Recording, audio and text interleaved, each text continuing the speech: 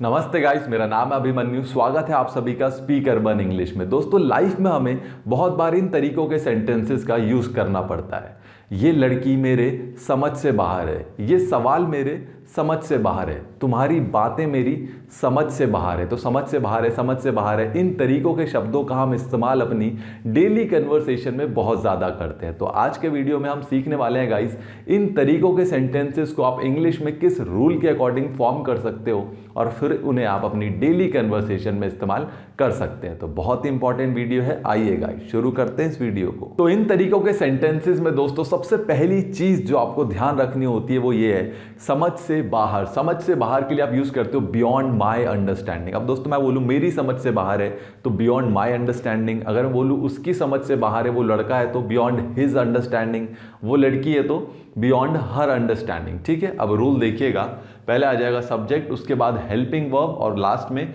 Beyond my understanding. ठीक है, subject, helping verb, beyond my understanding. देखिए एग्जांपल देखिए, ये सवाल मेरी समझ से बाहर है, ये सवाल मेरी समझ से बाहर है। This question is beyond my understanding, this question is beyond my understanding. ठीक है दोस्तों, वो लड़की मेरी समझ से बाहर है, वो लड़की मेरी समझ से बाहर है।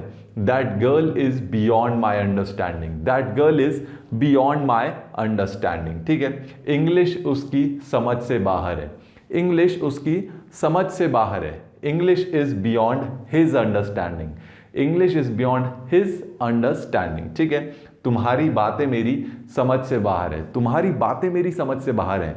Your talks are beyond my understandings, your talks are beyond my understanding. तो ये था गाइस हमारा आज का वीडियो, जिसमें हमने सीखा समझ से बाहर है, समझ से बाहर है। इन तरीकों के वाक्यों का निर्माण आप इंग्लिश में किस रूल के अकॉर्डिंग कर सकते हो और फिर आप उन सेंटेंसेस को अपनी रोजमर्रा की जिंदगी में आप इस्तेमाल कर सकते हैं। तो बहुत इंपॉर्टेंट वीडियो था। आई होप आपको ये वीडियो पसंद आई होगी और आपने इस वीडियो से भी कुछ ना कुछ जरूर सीखा ही होगा। तो मिलते हैं गाइस अगले वीडियो में एक नए टॉपिक के साथ। तब तक के लिए नमस्कार, धन्यवाद।